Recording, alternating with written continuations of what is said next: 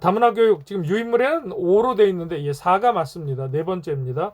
다문화 사회와 이주민에 대한 이해. 우리가 이제 앞서서 4번의 교육에는 이제 개론, 서론 형식으로 또 다문화를 구약과 신약에서 어떻게 이해하고 있는지에 대해서 우리가 함께 이제 성경적인 어떤 근거를 가지고 사역의 정체성에 대해서 나눴다면, 자, 오늘 교육부터는 이제 조금 이제 실제적인 그런 우리가 다문화 가정과 또 이주민 근로자들, 노동자들, 또 그분들과 이주민들에 대한 우리가 사용하고 있는 용어나 또 우리의 생각, 이제 지난주에 올려드린 영상, 그 이중시선, 편견에 관한 영상인데 아마 다 보셨을 거라는 생각이 듭니다. 우리 그 한 아이와 또 그 이제 외국인 사진을 놓고 한국인들에게 누구냐라고 물어서 결국엔 한국 사람이었죠. 예, 한국에서 태어나고 현재 한국인인 사람들이었는데 우리가 그 겉모습과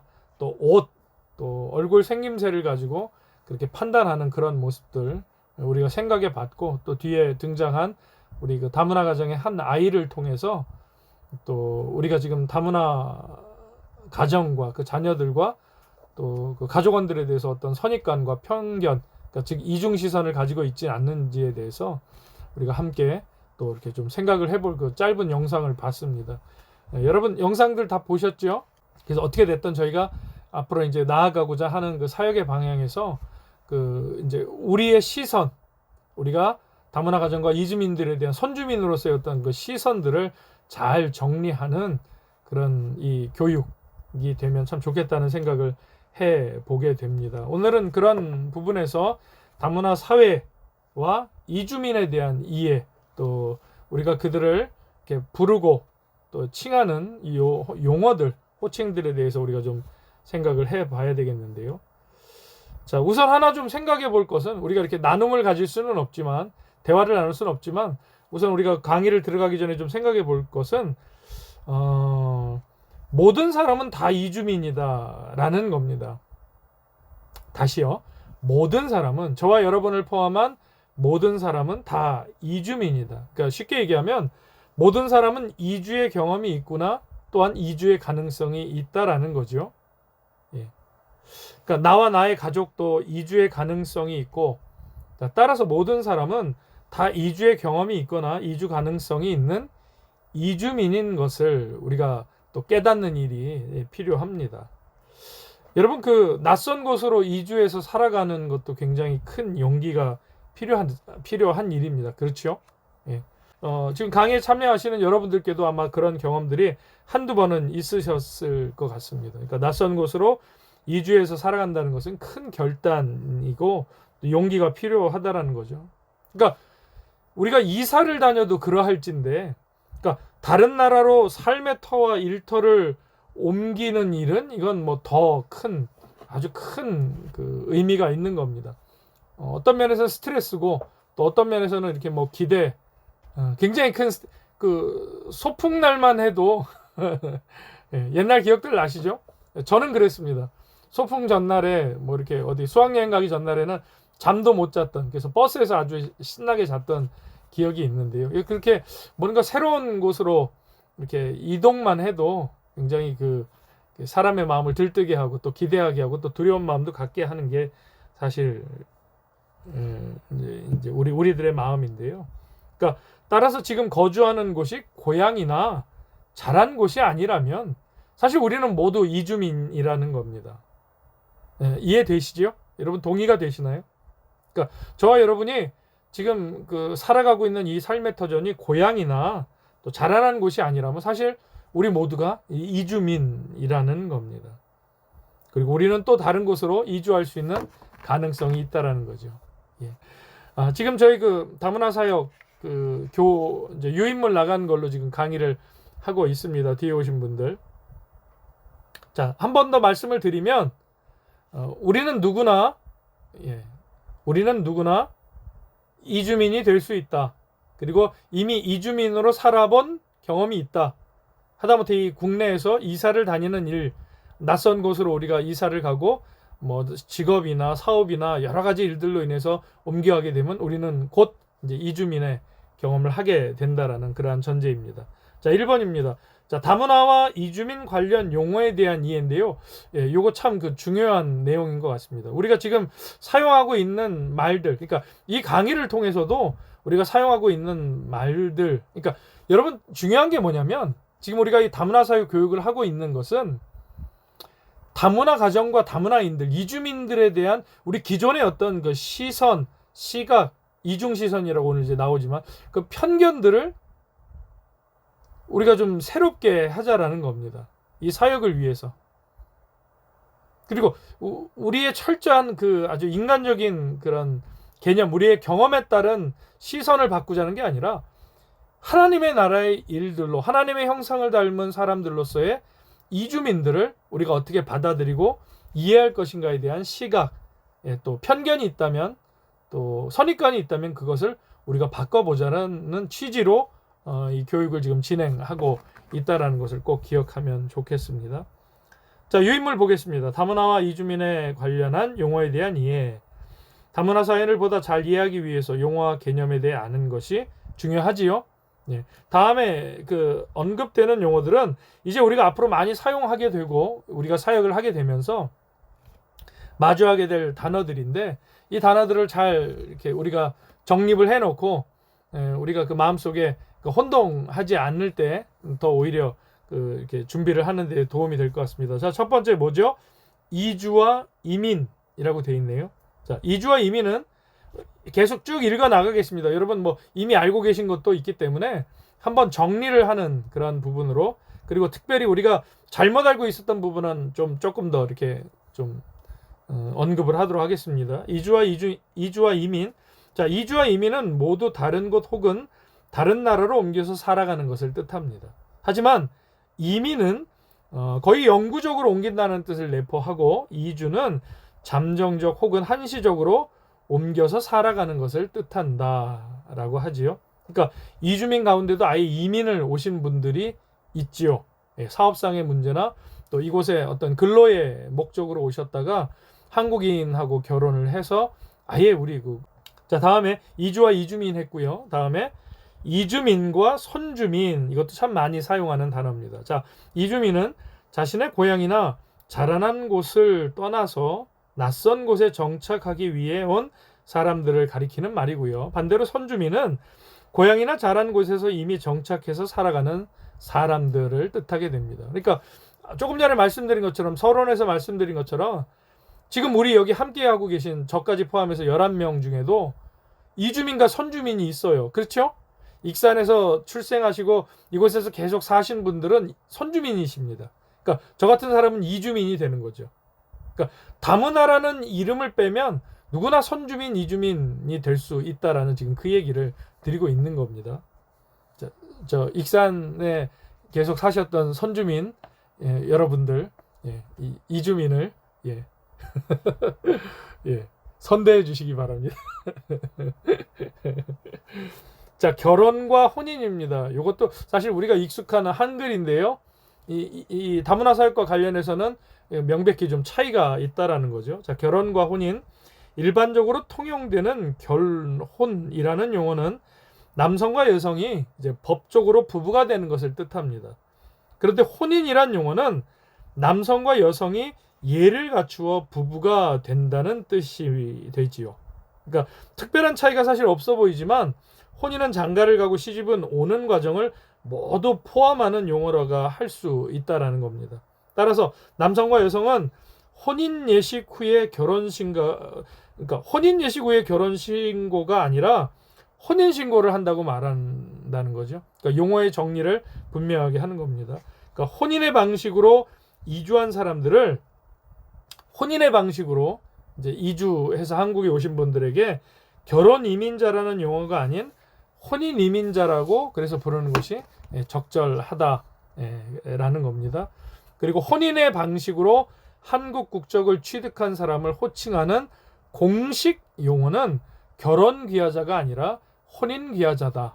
이건 이제 필드에서 실제적으로 이제 다문화 사역을 하시는 그쪽에서는 이제 공식적인 호칭으로는 이렇게 사용을 하고 있다고 합니다. 이 부분도 우리가 기억을 하면 좋을 것 같고요. 자, 노동자와 근로자입니다. 제가 장미정 권사님으로 기억하고 있는데 처음에 우리가 그 외국인 노동자 사역 이렇게 한번 이제 작년 올해 표현을 했는데 우리 권사님께서 외국인 노동자보다는 그러니까 그 단어 자체가 그 풍기는 왜 그런 느낌 있잖아요. 그것도 이제 우리 선입관이긴 한데 외국인 근로자가 낫지 않겠습니까? 그래서 지금 우리는 그 외국인 근로자라고 쓰고 있는데 저도 이번에 이 강의를 준비하면서 이 근로자와 노동자의 차이를 알았는데 한번 보시겠어요? 자, 노동자와 근로자. 노동자의 사전적 의미는 노동력을 제공한 대가로 임금을 받아서 생활을 유지하는 사람입니다. 그리고 근로자의 사전적 의미는 이게 다르더라고요. 근로자의 사전적 의미는 육체 노동이나 정신 노동의 대가로 받는 소득으로 생활하는 사람을 말합니다. 사실 뭐 비슷해 보이지만 그래도 조금 차이가 있어요. 자, 노동으로 삶을 영위하는 사람들이라는 동일한 의미가 이 노동자와 근로자에 담겨 있지만 노동과 근로라는 용어가 지닌 뉘앙스의 차이가 있다라는 거죠. 그러니까 우리 장 권사님께서 처음에 말씀하셨던 그런 느낌을 얘기하는 것 같습니다. 자, 그런데 이와 같은 용어의 사용은 또한 이제 공식적인 부분으로 봤을 때 우리가 그 근로부라고 안 하고 노동부라고 얘기하죠. 그리고 근로부 장관이 아니라 노동부 장관이라고 우리가 표현을 하고 있는 것에 주목을. 그러니까 그 전체적으로 행정적으로나 또 실질적으로 어떤 공문서에 쓰이는 그 단어들을 사용을 그러니까 해야 한다고 하더라고요.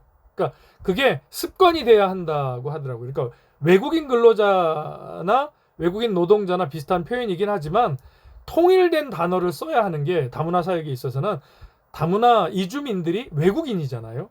한국어가 그 어색하고 그리고 우리는 노동자 근로자라고 얘기하면 그 의미에 대해서 빨리 캐치하지만 그 이야기를 듣는 그 대상이 혹 이주민이라면 외국인 근로자 노동자들이라면 헷갈릴 수 있다라는 거죠. 그래서 특별히 다문화 사역에 있어서는 호칭이나 이런 부분들을 그러니까 일관되게 동일하게 쓰는 호칭들을 사용하고자 노력을 많이 한다고 그 필드에 계신 분들이 얘기를 하더라고요. 그래서 그 노동자 근로자 이 부분은 통일을 하되 우리가 이제 조금 전에 말씀드린 것 같지만 조금 억지스러운 부분도 있지만 근로부라고 안 하고 이제 노동부라고 얘기하고 근로부 장관이라고 안 하고 노동부 장관이라고 이제 공식적인 우리가 표현을 사용하는 것에 주목을 한다면 그러니까 어떤 용어를 사용해야 될지도 우리가 이제 분명히 진다라는 거죠. 그러니까 키포인트는 핵심은 이 공식적인 통일된 단어를 우리의 사역의 대상이 이제 교회 바깥으로 따지면 사업의 대상이 되겠죠. 이제 다문화 사업의 대상이 이주민들이기 때문에 이주민들의 입장에서 그들의 편의를 위해서 이 공통된 통일된 단어와 이제 공식적인 표현들을 써야 된다. 이제 그런 의미에서 이 노동자와 근로자는 우리가 이해를 하면 좋겠습니다. 뭐는 맞고 뭐는 틀리고 이런 개념이 아니고요. 자, 다음에 다문화화와 세계화 이것도 많이 쓰는 표현입니다. 세계화나 국제화는 그 나라와 국경을 넘어서 경제, 문화, 사회, 인적 자원이 이제 서로 교류하고 현상을 설명하는 용어입니다. 자, 그런데요. 우리나라에서는 특별히 이 서구화나 국제화라는 단어의 뜻을 마치 그 서구의 언어와 문화를 습득하는 것이 곧 서구화나 국제화로 이렇게 잘못 사용되기도 한다라는 거죠. 그러니까 예를 들어 놨지만 마치 영어를 유창하게 말하는 사람들을 많이 만들어내고 또 그 서구화 그 서양 사람들을 닮아가는 문화 뭐 어떤 패션 또 언어 우리가 말하면서도 뭐 외국식 표현들 beg your pardon 뭐 이렇게 오케이 뭐 이런 식으로 그 외국식의 어떤 그 서양인들이 쓰는 제스처나 이런 걸 써야 마치 이게 세계화다 서구화다라고 생각하는 그런 인식 그런 것이 우리가 서구화다 세계화라고 이해를 한다라는 것을 지금 잘못된 부분이라고 얘기를 하는 겁니다. 밑에 부분이 중요합니다. 진정한 의미의 세계화는 여기는 우리가 같이 읽어보면 좋겠어요. 우리가 지금 방송으로 서로의 이야기를 귀로 못 듣지만 이 부분은 같이 읽으면 좋겠습니다. 하지만 하고 진정한 의미의 세계화는 출신 국가, 인종, 피부색, 성별이 다른 나라의 사람과 문화가 서로 교류하는 이 다문화화가 진정한 의미에서는 세계화다라고 할 수 있다라는 거죠. 물론 이게 사회학적으로나 조금 그러니까 어떤 학문에 의해서 정의를 하느냐에 따라 조금 달라질 수는 있어요. 근데 우리가 다문화 사역이라는 이 사역의 틀 안에서 보면은 이 진정한 이 세계화라는 이 우리가 쓰고 있는 글로벌 라이제이션이라고 하나요? 예. 제가 이상하게 이 다문화 사역을 하면서 영어를 많이 쓰게 되네요. 영어도 못하는 사람이. 예. 그래서 이 다문화 사역에 있어서의 세계화는 오히려 다문화화에 가깝다 이렇게 이제 표현을 한다라는 거죠. 그러니까 이 사실 인식을 깨는 게 저도 이 강의를 준비하면서 느꼈던 게 뭐냐면 내가 영어를 말하고 그 마치 이제 코 큰 서양인들처럼 생각하고 뭐 제스처를 말하고 밥 먹은 후에는 꼭 커피를 한 잔 마셔야 되는 뭐 이런 것들. 스타벅스 가서 꼭 한 잔의 커피 저기 아이스 아메리카노 R을 한 잔 마셔야 되는 그거 안 하면 좀 이상한 것 같은 그런 어떤 그 알게 모르게 지금 체득되고 습관화되고 있는 모습들이 있다. 근데 이러한 어떤 그런 지금 내재되어 있는 그러한 서구화에 대한 잘못된 개념들이 우리가 다문화 사역을 진행하는 데 있어서 걸림돌이 될 수 있다. 지금 그 얘기를 하고 있는 겁니다. 자, 넘어갑니다. 2번 이중시선, 편견에 대한 인식입니다. 사실 이게 오늘 이제 포인트입니다. 여러분 영상 보셨죠? 자, 한국 사회는 왜 편견, 이중시선에 대해서 주목해야 하는가? 유럽이나 미국에서 온 서구인을 대하는 태도와 이거 아주 중요한 질문입니다. 그러니까 저와 여러분이 스스로 한번 생각해 보세요. 우리가 익산시를 걸어 다니다가 외국인을 만났어요.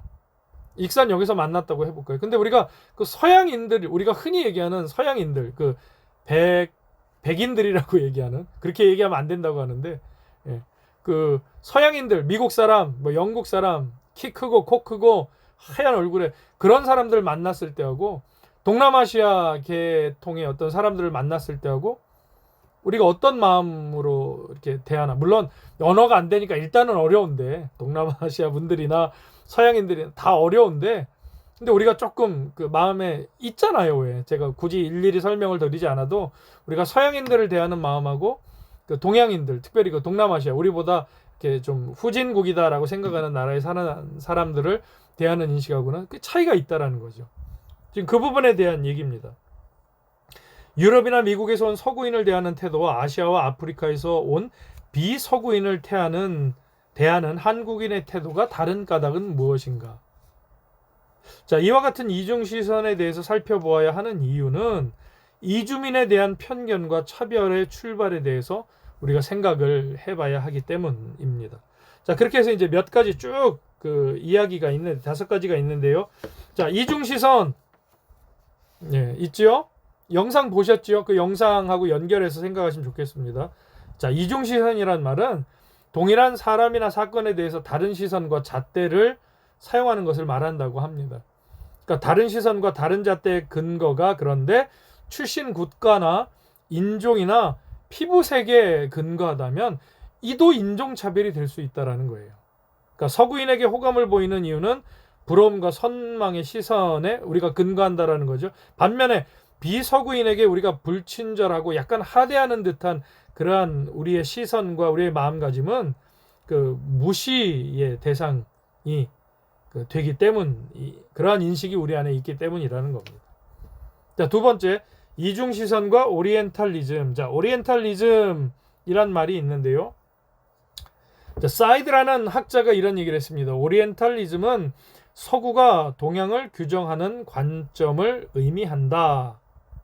그러니까 풀어서 얘기하면 이는 동양을 자신들의 시선으로 바라보고 규정하는 것을 비판적으로 바라본 것이다. 그러니까 오리엔탈리즘이라는 단어 자체가 서구 사회가 동양을 자기들의 시각으로 규정하고 판단하는 관점에서 만들어낸 단어라는 거죠. 오리엔탈리즘이라는 이 단어가. 자, 그런데 한국인인 우리가 그와 같은 오리엔탈리즘을 우리 방식으로 이제 그 문화가 사실 뭐 동남아시아라고 해도 그 장구한 문화의 역사를 가진 그런 나라들에게는 우리가 뭐 우리도 5,000년 역사, 반만년 역사 그렇게 얘기하지만 뭐 비슷하고 더 이상된 그런 역사들을 가진 동남아시아 국가들. 그러니까 역사나 문화로 따졌을 때는 우리가 뭐 그들보다 더 뭐 우월하다 사실 이럴 수는 없습니다. 태국 같은 나라는 외침도 한 번 안 받은 나라예요. 우리는 뭐 이로 셀 수가 없죠. 그러니까 그런 걸로 비교하면은 우리가 그들보다 뭐가 우월하다 이럴 수는 없어요. 근데 단순히 그 자본주의적인 시각, 인본주의고 그 경제주의, 특별히 그 신자유주의 경제 체제 안에서의 어떤 우리의 그런 시각들이, 그러니까 그 우리보다 못 사는 나라들에 대한 우리의 시각을 결정하는 부분이 크다라는 거죠. 그래서 서구인들이 말하는 오리엔탈리즘을 우리식으로 복제했다, 이렇게 표현을 하기도 합니다. 다시 말해서 우리 안에 복제된 오리엔탈리즘이 있다라는 거죠. 이주민들에 대한. 서구 사회가 동양을 바라보고 규정하는 것처럼 동남아시아에서 온 이주민을 바라보고 규정하는 시선이 우리들에게 있다. 그래서 이 시선을 걷어들이고 바꾸지 않는 이상 이 다문화 사역은 참 어려운 사역이 되는 겁니다. 섬기겠다고. 그러니까 제가 그 지역사회와 서울에서 지금 다문화 사역, 코로나 때문에 다들 지금 어려운 상황 중에 있지만 그래도 10년 이상 다문화 사역을 잘 진행해온 교회들하고 교감을, 그 담당 교육자들이나 이제 그 해온 일들을 담당하시는 장로님들이나 연락을 해보면 이 시각을 바꾸는데 굉장히 그 어려움을 많이 겪었대요. 그래서 다문화 사역은 여러분 선교육이 없이 그냥 무조건, 그러니까 전도합시다 그러면 그냥 전도 나가면 되잖아요. 그러니까 예수님 전하면 되잖아요. 그러니까 전도가 무엇인지를 이해하고 나가면 훨씬 더 좋겠지만 전도 같은 경우에는 그냥 전도합시다 그러면 나가면 돼요. 예수님 전하면 돼요. 예수님 믿으세요 하면 된다라는 거죠. 근데 다문화 사역은 그렇지 않다라는 거예요. 그러니까 뭐 앞서서 행했던 모든 그 다문화 사역자들이 동일하게 얘기하기는, 특별히 교회 공동체가 이 다문화 사역, 아니 그 교회 바깥에서 이 사업으로 이 일을 하고 계신 분들도 그 교육이 없는, 그러니까 다문화에 대한, 이주민에 대한 이해가 없는 사역과 사업은 아주 철저하게 망한다라는 거죠. 그래서 실제로 다문화 사역을 멋지게 계획을 해서 교회가 시작을 하려고 했다가 이 이해의 틀을 좁히지 못해서 교회 안에서 구제를 할 것이냐, 영혼 구원이냐, 이런 일들로, 사실 이게 원론이 아니거든요. 본질이 아니거든요. 근데 그런 일로 교회 안에서 의견이 갈리다가 결국에는 그 흐지부지 돼버리는 그런 교회들도 있었다라는 얘기를 들어요. 그래서 10년, 20년 지금 지속하고 있는, 20년도 사실 없어요. 다문화 사역은 가장 오래되신 교회들이 10년 내외 정도 됩니다. 교회가 다문화에 관심을 갖고 시작을 한 게, 그러니까 최근 5년 사이에 그 다문화가 갑자기 급속도로 많아지면서 교회들이 관심을 갖게 된 게 사실이에요. 그 전에는 이제 국가적인 어떤 부분이었지만, 그래서 교육이 수반이 되는 다문화 사역이 되어야 된다라는 것, 선이해가 있어야 된다라는 것, 그런 부분에서 우리가 지금 다문화 교육을 함께 하고 있는 겁니다. 한국인은 서구의 시선을 모방해서 비서구에서 온 사람을 규정하려고 이제 시도를 많이 합니다. 이제 이와 같은 시선과 태도를 갖는 까닭을 우리는 이제 질문을 할 수 있어야 됩니다. 우리 스스로. 그러니까 답을 우리 스스로가 갖고 있어야 돼요. 왜 우리가 서구인들이 오리엔탈리즘이라고 얘기하면서 그 어떤 편견의 시선을 가지고 동양을 바라보듯이 마치 그걸 그대로 우리가 복사를 해서 흡수를 해서 우리보다 그 뭐 이제 그 경제적인 부분에서 우리보다 이제 약소국이다, 빈민국이다 라고 생각하는 나라들에 대해서, 특별히 이제 동남아시아 쪽에 있는 나라들에 대해서 우리가 그런 그 편견의 시선을 갖고 있는데 왜 그러할까라는 부분을 우리가 생각할 수 있어야 한다는 거죠. 자, 3번 이중 시선과 정체성. 자, 정체성은 우리가 잘 알고 있는 것처럼 내가 내 자신을 어떻게 규정하는가를 보여주는 거예요. 그래서 따라서 정체성은 다른 사람들이 아닌 내 스스로가 스스로 결정할 수 있는 겁니다. 한국인이 갖는 이중 시선을 넘어서기 위해서 정체성의 의미를 두고자 함은 이제 그러니까 상대방, 이주민 또는 그녀가 스스로 자신에 대한 자존감과 자의식을 지니고 살아가는 것이 중요하기 때문에 그래요. 그러니까 이 다문화 사역이 우리가 교회의 다문화 사역이 마냥 뭐 그들에게 그 뭔 것을, 그러니까 죄송한 표현입니다만 이렇게 퍼주고 일방적인 사랑을 베푸는 게 다문화 사역이 아니에요. 사실 그렇습니다. 그러니까 초창기 다문화 교회 공동체의 다문화 사역은 그것에 가까웠어요. 때가 돼서 막 이렇게 뭐 교회 생활 열심히 하고 세례 받고 또 뭐 예배 참석하고 그런 거 막 이렇게 그래프로 계산해서 1등부터 3등까지는 추석 때 교회에서 항공권 끊어져서 부부들이 다 자기들 고향으로 갈 뭐 이런 식의 논리들. 근데 이 다문화 사역도 지금 그 패러다임이 이렇게 바뀌고 있는 즈음에 있어요. 그러니까 이들 스스로가 그 정체성을 가지고, 자기의 고유 정체성을 가지고 이주민이라는 그러한 정체성을 잘 가지고 선주민과 이 땅에서 함께 살아갈 수 있는 일, 이제 요거는 교회 밖에서 이제 사업으로 이제 하고 있는 그 사람들의 이야기지만, 우리는 이제 그 안에다가 예수 그리스도의 복음을 또 구원과 연결시켜서 이제 접촉점을 갖고자 하는 부분이 사실 이제 세상의 다문화 사역과는 좀 다른 부분인데요. 그래서 사실 우리가 더 고민해야 될 부분이 많습니다. 세상에서 하고 있는 이주민과 그 다문화 가정들, 외국인 근로자들에 대한 그 사업과 달리 우리가 이게 하나님이 맡기신 사역이기 때문에 우리는 더 고려해야 될 부분들이 많아요. 배려해야 될 부분들이 많습니다. 그리고 용납해야 될 부분들도 많아요. 그러니까 세상에서의 다문화 사역은 아주 행정적이에요. 숫자, 이 어떤 틀, 이 안을 벗어나지 않습니다. 근데 우리는 이게 복음적인 시각으로 다가가기 때문에, 그렇다고 마냥 좋은 게 좋은 거지식으로 또 사역을 할 수도 없어요. 그렇기 때문에 분명한 어떤 원칙이 있어야 하고, 그 원칙은 물론 하나님의 말씀에 근거해야 합니다. 그러나 거기에 더해진 영혼을 긍휼히 여기는 마음, 구원해야 주님께서 원하시는 그 마음, 생명을 살리고 삶을 풍성케 하고자 하는 이주민들에 대해서, 그리고 그들의 가정과 그들의 가족과 친척과 민족까지도 그들을 통해 우리가 큰 포부를 갖고 열방을 품고 그 전도의 대상으로, 선교의 대상으로 삼는 자리까지 나아가는 게 교회 바깥에서, 교회 공동체 바깥에서의 다문화 사업과 교회 안에서의 다문화 사역, 주님이 맡기신 일로서의 그런 차이가 분명히 있다라는 것도 우리가 생각해 보면 좋겠습니다. 이제 다음 장인데요.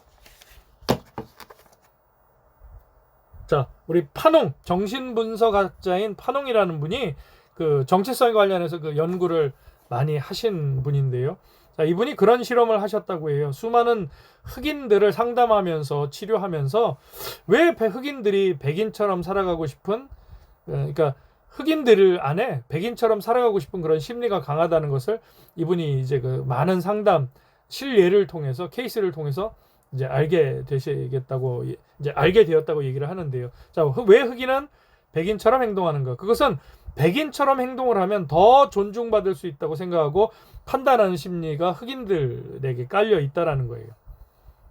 그래서 파농은 검은 피부를 가지고 있지만 백인의 가면을 쓰며 살아가는 흑인들의 그 심리에 대해서 자신의 저서에서 또 소개를 합니다. 이처럼 정체성에 대한 문제의 해결은 자신을 바라보는 관점뿐만이 아니라 다른 사람의 시선을 의식하지 않고 주체적으로 살아갈 수 있는 힘이 되게 한다라는 거죠. 그러니까 우리는 선주민으로서의 분명한 정체성, 그러나 하나님께서 택한 백성으로 그리스도인으로서의 정체성을 가지고 이 다문화 사역에 임하는 선주민의 마음, 그리고 이주민들도 역시 이주민의 분명한 정체성을 가지고 선주민들과 하나님 안에서의 공동체를 이뤄가는 일들에 대한 이해, 분명한 인식이 있어야 한다라는 겁니다. 4번입니다. 이중시선과 교육.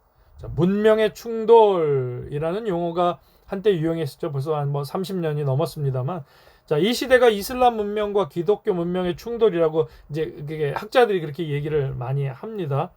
또 그렇게 다문화 사회의 현상을 설명하기도 해요. 그러나 이 시대는 문명의 충돌, 이거 참 재밌는 표현인데요. 문명의 충돌이라고 하기보다는 무리의 충돌이다, 또 이렇게 이야기를 하기도 합니다. 역시 그 사이드라는 학자인데요. 자, 상대방에 대해서 제대로 알지 못하는 두려움과 불안이 더 심한 편견과 차별을 양산한다고 이 사이드는 이야기를 합니다. 다시요. 상대방에 대해서 제대로 알지 못하는 두려움과 그러한 불안이 더 심한 편견과 차별을 양산한다고 이 사이드는 이야기를 합니다. 그냥 이해가 되지요? 저와 여러분도 이 학자의 이야기가. 자, 서로 다른 문화와 전통을 가진 사람들이 대립하고 편견을 갖게 되는 주된 이유가 뭐다? 무지.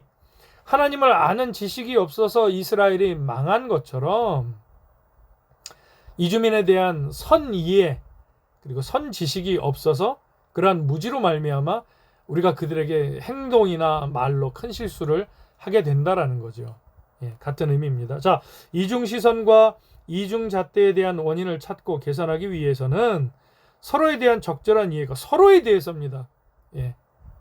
그러니까 일방적인 어느 한쪽이 아니라 누가 누구를 아주 용납해주고 품어주고 하는 일이 아니라 서로가 서로의 그 마음을 열고 서로가 서로를 안아줄 수 있어야 됩니다. 이해해줄 수, 상호 존중이지요. 서로를 알고 존중하면서 존중해야 편견과 차별을 없앨 수 있다라는 거예요. 그러니까 일방적인 사역이 결코 될 수 없어요. 이제 저는 이제 기도하면서 꿈꿉니다.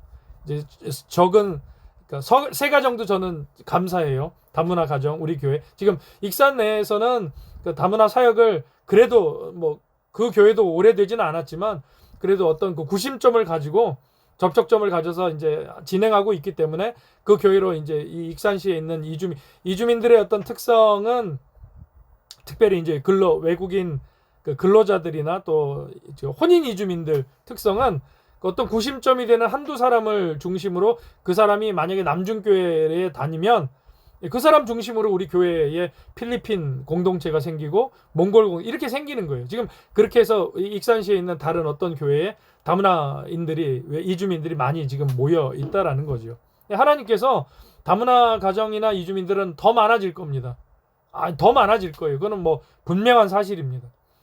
그래서 우리 교회도 이제 앞으로 다문화 가정이나 이주민들의 이제 많이 찾아오고 그들을 받아들이고 또 이렇게 우리가 교회에서 또 이렇게 함께 이제 섬겨야 될 때가 오고 함께 신앙생활을 해야 될 때가 올 것이고 그 일에 대해서 지금 우리가 준비를 하고 있는 건데 그 준비에 있어서 우리가 그들을 잘 알지 못해서 선의가 없어서 또 이 선인식이 없어서 무지로 말미암아 하나님이 보내신 분들을 무지해서 우리가 잘못된 말과 언행으로 그들에게 마음에 상처를 주고 하는 일은 또 없어야 되겠다. 그런 방법 때문에 그런 일들 때문에 우리가 이렇게 같이 공부를 하고 있다라는 것도 우리가 생각을 하면 좋겠습니다.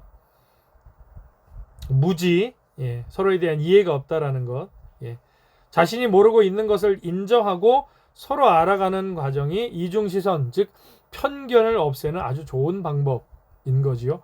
그래서 우리가 지금 이렇게 같이 교육을 받고 또 있는 겁니다. 자, 이중시선과 성찰. 한국인의 이중시선을 설명하는 용어 가운데 하나는 포지티브 옥시덴탈리즘이라고 되어 있는데요. 이 용어의 뜻은 있지요. 부정적인 것은 동양에서 기인하고 긍정적인 것은 서양에서 기인한다.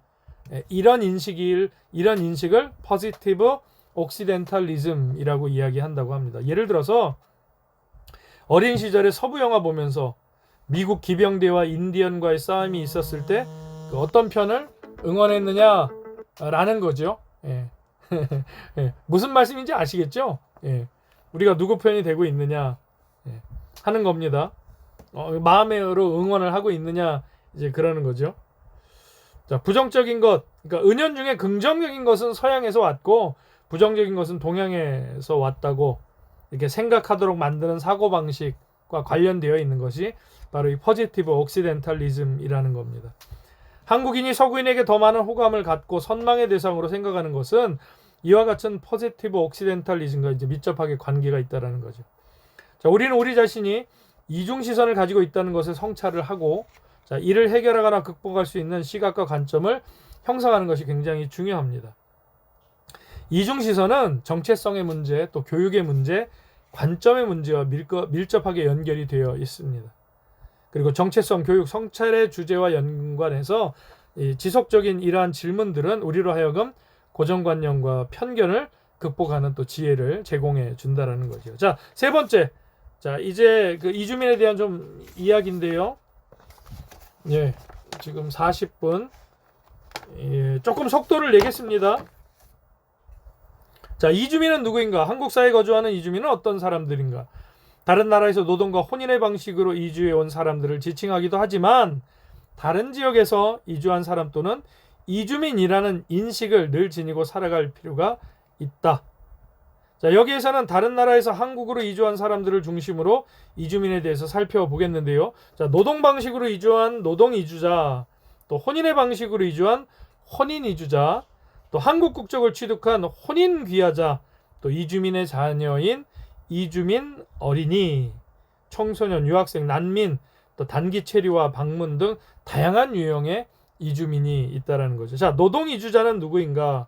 외국인 근로자, 외국인 노동자, 이주 노동자, 노동 이주자 등 다양한 방식으로 표현되던 노동 이주자는 한시적 기간 동안 한국 사회에서 노동을 하기 위해서 거주하는 이주자를 뜻한다고 해요. 다시, 노동 이주자는 노동을 목적으로 한시적 기간 동안 한국 사회에서 노동을 담당하기 위해서 거주하는 이주자를 뜻합니다. 이분들이 받는 비자도 명시가 돼 있지요. 그래서 제일 먼저 그 외국인 이주민들을 볼 때 그 여권의 비자가 어떤 비자인가를 그 먼저 확인을 하는 것이 이제 사업으로 운영하는 다문화 사업은 굉장히 중요하게 생각들 하시더라고요. 자, 노동 이주자에 대한 오해. 한국인이 가진 노동 이주자에 대한 오해는 노동 이주자가 마음만 먹으면 일하기 위해서 우리나라에 올 수 있다라는, 그러니까 그 사람들은 자기들이 마음만 먹으면 우리나라에 올 수 있다라는 오해를 우리가 한다라는 거예요. 그러나 노동 이주자는 전문 인력이든 비숙련 단순 인력이든 적절한 절차를 받고 노동 비자를 얻어서 입국할 수 있다. 그러니까 이렇게 밀항선 타고 밀항에서 오는, 그러니까 옛날에는 그런 게 있었대요. 지금도 없지는 않겠지만 예전에 20년 전, 30년 전에는 그런 사람들이 많은데 지금은 이제 그렇게는 어렵고, 그래서 여러분 최근 10년 안에라도 그러니까 실제로 다문화 사역 이주민 근로자들만 봤을 때 이주민 근로자들이 와서 그분들이 하시는 일이 보통 3D 업종이라 그래서 한국인들 사람이 없어서 일을 못 하는 게 아니에요. 한국 사람 중에 3D 업종이라고 얘기하는 위험한 일, 또 더러운 일, 그 일을 한국 사람들은 안 한다라는 거죠. 그래서 이주민 노동자들이 어쩔 수 없이 하는데 그 일을 하는 분들이 그 나라에서는 다 중산층 이상이라는 거예요. 대학 졸업하고 영어 가능하고 최소한 2개 국어가 가능하고 학교 안 다니고 무지렁 그런 사람들이 오는 게 아니더라는 거예요. 사실 제가 이제 1인 남주교회에서 세계 선교국을 담당하면서 작년부터 이렇게 다문화 사역을 실질적으로 실행하고 계신 교회들 또 기관들을 하고 이렇게 관계를 갖고 통화를 갖고 방문을 하면서 알게 된 거지만 오히려 저보다 나은 분들도 많아요. 이주민들 가운데는 교육 수준으로 봤을 때는 우선 저 영어 안 되잖아요. 잘 프리토킹이 안 되잖아요. 근데 프리토킹 되시는 분들이 많아요. 이주민 근로자들 중에서. 그러니까 우리가 그런 시선도 시각도 우리가 틀림없이 달라져야 될 부분들이 있습니다. 그리고 굉장히 오는 일도 어려워요. 쉽지 않아요. 한국에 오시는 일도 이 동남아시아 분들이 노동 비자를 얻어서 한국에 오는 일이 쉽지 않습니다. 어려운 과정을 거쳐서 온다라니까. 쉬운 말로 한국에 오고 싶으면 일하고 싶으면 언제든 올 수 있다. 이게 아니라는 겁니다. 지금 그 얘기를 드리고 있는 거예요. 자, 또 하나 밑에 부분. 자, 또한 노동 이주자는 직종과 상관없이 어디에서든 노동할 수 있다라고 우리가 오해를 많이 한다라는 거죠. 하지만 노동 이주자는 정해진 직종에서만 일할 수 있다라고 합니다. 그러니까 고용 허가제를 통한, 이거 조금 이제 전문적인 얘기인데 이제 중급 과정 들어가시면 이 내용 다시 한번 언급해 주실 거예요, 강사님이. 고용 허가제를 통한 단순 인력 E9이라고 하는데, 단순 인력은 생산업, 건설업, 냉축산업, 어업, 농업 등 이게 특정 직종에서만 일할 수 그러니까 한국에 들어왔다고 해서 아무데나 내가 일하고 싶은 데서 일하고 또 아무 사람이나 데려다가 무슨 인력시장 같은 데서 그렇게 일할 수 있는 게 아니라는 거죠. 정해진 직종에서만 일할 수 있어요. 해당 비자에 따른. 그리고 한국인 노동 이주자를 한국인의 일자리를 빼앗는다라는 오해를 또 한국인들이 갖고 있어요. 여러분도 주위에서 아마 그런 경험 하실 겁니다. 저 외국인들이 내가 일할 자리를 뺏는다고. 청년들하고 종종 얘기해 보면, 제가 전에 섬기던 교회에서 얘기해 보면 그렇게 얘기하는 청년들이 있었어요. 근데 본인에게 그들이 하는 뭐 너 배 타고 나가서 오징어 잡을래? 아니면 그러면은 또 거기에는 그러니까 자기가 할 일은 따로 있다라는 거죠. 근데 그런 외국 사람들이 우리나라 들어서 많이 일자리를 뺏어가기 때문에 자기가 지금 그 일할 수 있는 여지, 한국인들 젊은 청년들이 일할 수 있는 여지가. 근데 사실 일하는 환경이나 직종은 달라요. 그러니까 그런 오해가 그냥 마치 확인도 안 된, 팩트가 확인이 안 된 그런 오해들이 이렇게 만연돼 있다라는 지금 그 얘기를 드리고 있는 겁니다. 자, 한국 입국 전 노동 이주자인데요. 이것도 한번 우리가 보면 좋을 것 같아요. 자, 노동 이주자는 한국에서의 자신의 꿈을 이루기 위해서 이주를 감행하는 큰 그 꿈을 갖고, 물론 어떤 경제적인 부분에 그러한 어떤 자신의 그 저기를 이루기 위해서 오는 사람들이지만, 아까 말씀드렸죠. 이 동네 여수에서 익산에서 전주나 서울로 이사만 가도 큰 결단을 해야 되는데, 자기 나라에서 다른 나라로 언어와 생활 습관이 다른 곳으로, 먹거리가 다른 곳으로 그 일을 위해서라도 이주를 하고 이렇게 한다라는 것은 큰 결단이 필요하다라는 거죠. 그리고 그 한국 입주 전 이주 노동자들은 그 중간 부분에 그 노동 이주자는 코리안 드림을 꿈꾸는데, 한국에서 일하기 위해서 한국어 시험을 준비하고 통과해야 됩니다. 그러니까 정식 과정을 통해서 이제 한국에 노동 이주를 하시는 분들 얘기지요. 그리고 시험을 통과한 후에는 고용 허가자를 통한 노동 비자를 받고 입국하게 된다. 그러니까 과정이 있어라는 거예요. 그냥 막 와서 막 일을 할 수 있는 게 아니라는 겁니다. 그리고 이와 같은 모든 과정은 내가 지금 자기들이 본인 나라에서 누리고 있는 것들을 포기해야 돼요. 일단 가져가고 떨어져야 돼요. 자녀들하고 떨어져야 되는 그런 결단도 필요하다라는 거죠. 네, 그런 마이너스의 요인도 감수하고 한국에 오려한다. 물론 이제 경제적인 어떤 창출을 위해서 그렇게 자기가 수고하고 노력해서 그 자신의 가족을 조금 더 윤택하게 살게 하고자 하는 그런 목적으로 오지만, 근데 그거는 우리도 똑같지 않습니까? 우리가 애쓰고 노력하는 우리 아버지들이, 어머니들이, 부모님들이 그렇게 노력하고 애쓰는 게 사실 그렇잖아요. 우리 다음 세대가, 우리 자녀들이 조금 더 나보다는 좀 더 그 수월한 환경에서 살아갈 수 있도록 우리도 애쓰는 것처럼 노동 이주자들도 그런 같은 마음이 있다라는 겁니다. 근데 다른 나라이기 때문에 훨씬 더 어려운 과정들을 겪고 우리나라로 오게 된다라는 이야기를 드리는 겁니다.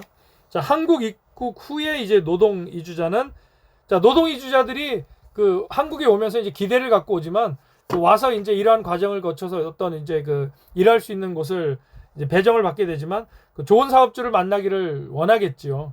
우리가 자녀들이 또 우리 자신이 어떤 뭐 좋은 스승, 좋은 목회자, 또 좋은 선생님을 만나기를 원하는 것처럼 노동 이주자들도 그런 마음이 있을 겁니다.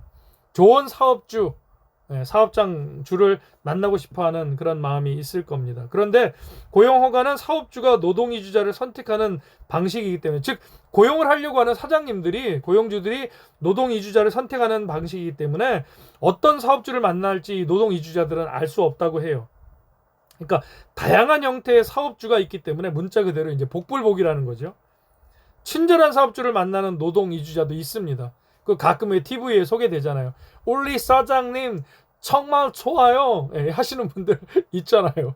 그런데 그 뉴스 같은 데 나오는데 보면은 몇 년씩 일하는데 최저임금도 안 주고 말 그대로 정말 혹독하게 부려먹는데 외국인이라는 이유로, 그렇죠? 참 가슴 아픈 이야기들, 그런 일들도 있습니다. 참 그 명암이 아주 분명한데요. 자, 불친절하고 인색한 사업주를 만나기도 한다라는 거죠. 자, 고용허가제는 노동 이주자가 사업장을 자유롭게 이동할 수 없도록 이게 제한을 또 해놨어요, 법적으로. 그래서 처음으로 일하게 된 사업장이 노동 이주자에게 맞는 곳이라면 문제가 없지만, 그렇겠지요? 우리 사장님 좋아요, 정말 좋아요 라는 곳이라면 문제가 없죠. 근데 우리 사장님 나빠요 라는 곳이라면 이게 문제가 달라진다라는 겁니다. 노동 이주자가 함부로 직장을 옮기고 직종을 바꿀 수가 없다라는 게 지금 법적으로 그렇게 돼 있다라는 거예요. 자, 노동 이주자는 한국 사회에서 가장 어렵다고 여겨지는 3D 업종, 더럽고 위험하고 어려운, 그 앞에 자 영어 이니셜을 떠서 이제 3D라고 하는데, 자, 해당하는 직종에서 일을 하게 됩니다. 그 사업주가 내국인을 채용하기 위해서 노동자를 구하려고 해도, 사실 그래서 이제 외국인 노동자들이 우리나라로 많이 들어오게 된 이 계기죠. 국가적인 차원에서. 그러니까 이 3D 업종에 한국인 인력들이 동원이 되질 않으니까. 그렇다고 저기 그 1차 산업들이 그 1, 2차 산업들이 그 있어야 되는데 이게 그 사업이 어떻게 보면 근간인데 이제 유지가 돼야 되기 때문에 어쩔 수 없이 그 외국인들을 이주자들을 이제 그 노동자로 고용을 하게 됐다라는 거죠. 자, 노동 이주자는 최소한 3년, 최장 4년 10개월 동안 노동 비자를 얻어서 일할 수 있지만 가족을 동반하는 것은 원칙적으로 금지가 되어 있다라고 하는데 불가능하다고 해요. 그러니까 혼자 오는 경우가 많다라는 거죠. 그래서 따라서 노동 이주자는 상당히 외롭고 힘든 오랜 시간을 국내에서 이주민으로 보내게 된다라는 겁니다. 예. 그리고 한국에서의 노동 이주자의 삶입니다. 자, 노동 이주자는 언어, 문화, 생활 방식이 낯선 곳에서 적응하면서 살아가야 돼. 일단 언어, 그러니까 소규의 과정을 거쳐서 테스트를 통과해서 한국에 오지만 우리 같은 한국어를 쓰는 사람들하고 원활한 대화는 어렵지요. 그렇죠. 우리가 외국에 나가서 손짓발짓하고 간단한 바디랭귀지하고 간단한 어떤 그 기본적인 아주 기초적인 그 영어 단어들을 나열하는 수준으로 외국인들 그들이 알아들어 주는 거죠. 우리도 마찬가지죠. 그러니까 같은 상황인 겁니다. 그러니까 아주 낯선 곳에서 문화 생활 방식이 언어가 다른 곳에서 노동 이주자들은 살아가야 한다라는 겁니다. 문화적으로 적응하는 것이 힘들고 또 먹는 거 힘들어요. 동남아시아 분들이 한국 와서 의외로 잘 드시는 분들도 있지만 근데 잘 드시는 분들이 적응한 분들이 TV에 많이 나와서 그러지 손도 못 대는 분들 많아요. 물론 요즘은 이제 편의점 이제 이 음식도 글로벌화가 돼서 햄버거 있고 하니까 근데 어떻게 햄버거만 먹고 힘든 일을 합니까? 힘이 나는 그 음식들을 먹어야 되는데 고기도 먹어야죠. 근데 고기 자체도 조리하는 방법이나 이게 달라요. 또 입에 맞는 고기도 다르고 조리하는 방법도 다르고 그런 부분에 어려움이 있다라는 거죠. 자, 열악한 노동 환경에서 견디며 생활해야 할 뿐만이 아니라 또 임금체불, 산업재해 위험에 노출이 되어 있습니다. 사실 요즘 제일 그 노동 현장에서 이 이주민 근로자들에 대한 문제가 이 재해 문제입니다. 산업재해. 네. 그 법적으로 어떤 지금 그 제도가 이제 다시 준비가 되고 있다고는 하는데요. 실질적으로 그 이제 사회복지 쪽에서 노동 이주자들을 이렇게 케어하면서 하는 쪽의 얘기들을 들어보면 이 산재 문제가 가장 크답니다. 많이 다치는데 다치는 것만큼 그러니까 뭐 요즘 또 작년부터가 이슈화 됐죠. 그 외국인들에 대해서 우리 그 저기 건강보험 혜택을 보는 그런 문제들. 그러니까 이게 참 그 정치적으로 행정적으로 복잡한 일들이 많이 있어요. 그러한 문제를 안고 똑같은 문제와 상황을 안고 교회 공동체는 또 이 일을 복음적으로 하나님의 나라의 관점에서 어떻게 이해하고 접목해 가야 할 것인가라는 그 부분에 고민이 또 있다라는 거예요. 예. 그래서 우리 그 이주민들에 대한 인도적인 체류, 또 지역교회, 또 지역사회가 이렇게 함께 그 개교회 중심의 다문화 사역은 한계가 있습니다. 앞으로는 또 그렇게 달라져야 될 거예요. 그러니까 규모가 큰 교회가 지역사회 이주민들을 위해서 뭔가 섬기고 하는 건 한계가 있어요. 틀림없습니다. 지금 다 그렇게 이야기를 하고 있고요. 그래서 이 네트워크가 있어야 돼요. 지금 이 네트워크를 그러니까 참 그 선교도 그러한데요.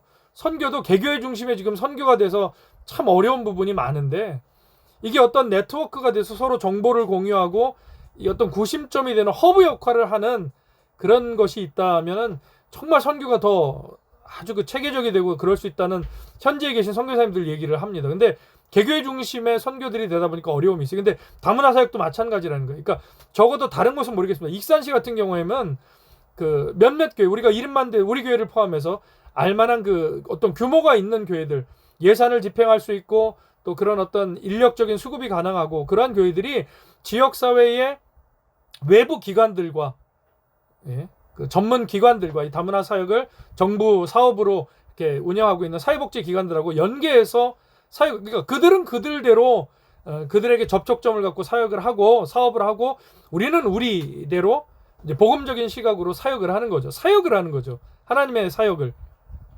그런데 서로가 서로의 정보를 함께 이 다문화인 이주민에 대한 어떤 포커스에 맞춰서 공유하고 함께하는 일이 틀림없이 필요하다라는 거예요. 근데 그게 지금 안 돼. 네트워크가 안 돼 있다라는 거예요. 다 개별적이고 특별히 교회들은 개교회 중심적이고 그러니까 한계가 있다라는 겁니다. 이 부분도 우리가 생각하면 좋을 것 같고요. 아우, 시간이 4시인데요.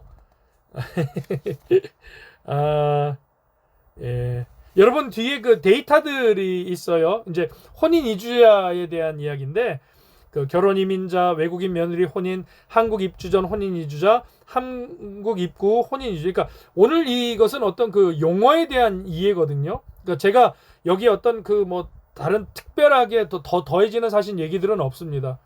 예, 조금씩 이렇게 양념처럼 더해드리는 얘기는 있지만, 오늘 본문은 이 특별히 혼인 이주자에 관련된 얘기는 쭉 읽어보시면 좋을 것 같습니다. 그래서 이해하시고 이렇구나. 한국 입국 전 혼인 이주자는 또 이런 부분이 있구나. 우리가 앞서 봤던 것처럼 한국 입국 전 노동 이주자가 어떤 마음가짐으로 또 준비를 하고, 한국 입국 후에 노동 이주자는 또 어떤 삶을, 어떤 노동을 하고 있다라는 것을 우리가 지금 본 것처럼, 자, 혼인 이주자들이 한국 입국 전에는 어떻고 입국 후에는 어떠하고, 또 한국에서 이제 결혼 생활을 하는 혼인 이주자의 삶이 어떤가, 그리고 그러한 이주자들의 가정에서 태어난 어린이와 청소년, 우리 그 이제 다문화 사역 영상 보신 것처럼 성한이 이야기 있잖아요. 예, 그런 아이들처럼, 그런 아이들은 얼마나 지금 있고, 지금 2015년, 2017년도 자료를 지금 바탕으로 제가 지금 정리를 한 건데요. 그래서 이주 어린이와 청소년의 삶, 이 부분, 그리고 이 뒷부분, 또 유학생과 난민까지는 여러분이 읽어보시고 이렇게 이해를 하시는 쪽으로 요 강의를 마무리하면 좋겠습니다. 요 뒷부분의 내용들, 혼인 이주자에 대한 이야기, 그리고 혼인 이주자의 자녀들에 대한 이야기는 여러분들이 꼭 한번 읽어봐 주시고, 지금 현재 이런 상황이라는 것, 2015년도, 2017년도 기준 자료들로 지금 그 데이터가 나와 있는 건데, 지금 2020년 자료로 따지면 제가 그걸 정리를 좀 못했어요. 근데 앞으로 이제 교육에서는 그 데이터들이 나올 겁니다. 그래서 요 부분으로 이해를 하시면 좋겠고, 자, 결론 부분만 잠깐 볼게요.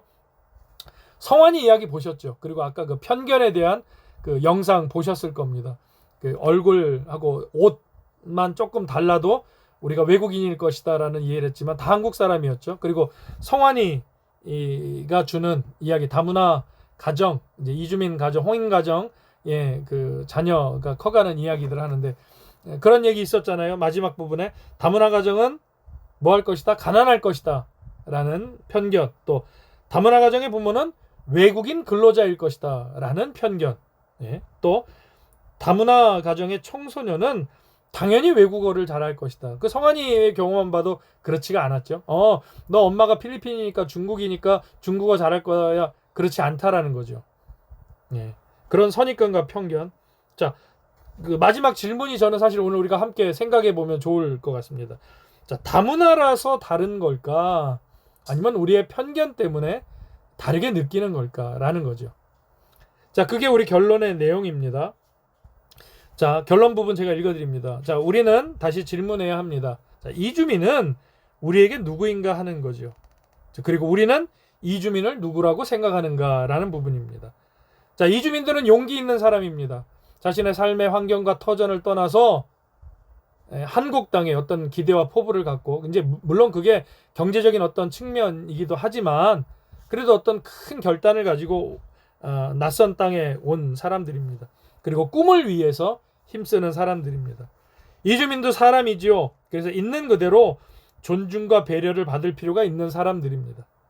자, 무엇보다 이들은 하나님의 형상을 닮은, 하나님이 창조하신 우리와 똑같은 사람들입니다. 하나님이 귀하다 하시고 구원하시기를 원하는 사람들이라는 거죠. 자, 다른 나라와 다른 지역에서 온 사람들이 이주민이라고 정의한다면 누구나 다 이주민이며, 우리가 처음에 생각해봤던 것처럼 저와 여러분도 이주민인 사람이 있고 이미 또 앞으로 이주민이 충분히 될 수 있다는 겁니다. 그래서 우리는 기억해야 하는데요, 우리 모두는 이주민이며 또한 선주민이라는 것이, 우리는 모두는 이주민이며 또한 선주민이라는 생각입니다.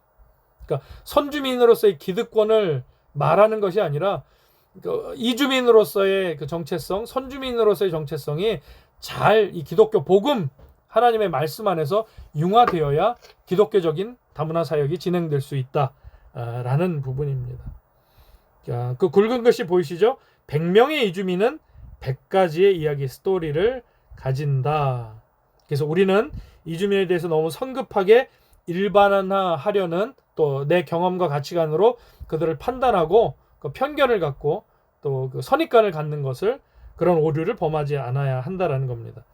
각각 다양한 유형의 형태의 이주민이 있고 또 각자가 서로 다른 그 자신의 삶의 이야기들이 있다라는 것을 기억하고 인정해 줄 때 그래서 이주민으로 또한 한 사람으로서 그들을 인정하고 우리 또한 받아들일 수 있고 그들도 선주민인 우리들을 마음을 열고 받아들일 수 있는 그러한 사역과 우리의 사역이 될 수 있다라는 점입니다. 예. 수고 많으셨고요. 오늘 교육은 이렇게 좀 이해를 구하며 마치도록 하겠습니다. 그래서 앞선 다문화 사회와 이주민에 대한 어떤 용어들 그리고 우리가 선주민으로서 이주민에 대한 편견들 갖고 있는 것들 조금 생각해 봤고요. 이중시선 편견에 대한 그리고 이주민들이 노동자든 혼인 이주자든 노동 이주자든 이 땅에 오기 위해서 여러 가지 그 고민과 또 이 땅에 와서도의 그 어려운 점들을 좀 살펴봤고 그리고 혼인 이주자의 삶에 대해서도 여러분들이 유인물을 통해서 또 노동 이주자와 같이 이렇게 좀 확인해 보시고 살펴보시면 좋겠습니다. 예. 자, 6월 달에 두 번의 남은 5차와 6차 그 교육을 진행하고 상반기 교육은 마칠 수 있도록 하겠습니다. 자, 예. 수고하셨습니다. 내일 뵙겠습니다. 방송 마치겠습니다.